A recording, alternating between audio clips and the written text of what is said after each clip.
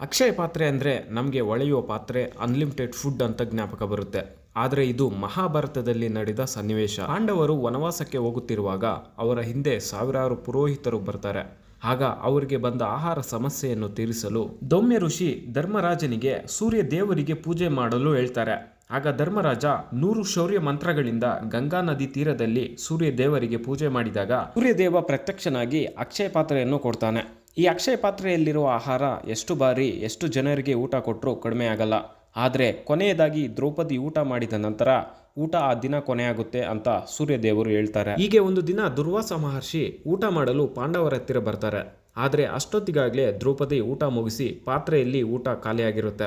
ಇದರಿಂದ ಭಯಪಟ್ಟ ದ್ರೌಪದಿ ಶ್ರೀಕೃಷ್ಣನನ್ನು ಪ್ರಾರ್ಥಿಸುತ್ತಾಳೆ. ಆಗ ಶ್ರೀಕೃಷ್ಣ ಬಂದು ಪಾತ್ರೆಯಲ್ಲಿದ್ದ ಒಂದು ಹಣ್ಣ ಅಗಲನ್ನು ತಿಂದಾಗ ದುರ್ವಾಸ ಮಹರ್ಷಿಗಳಿಗೆ ಇರುವ ಹಸಿವು ತೀರುತ್ತದೆ.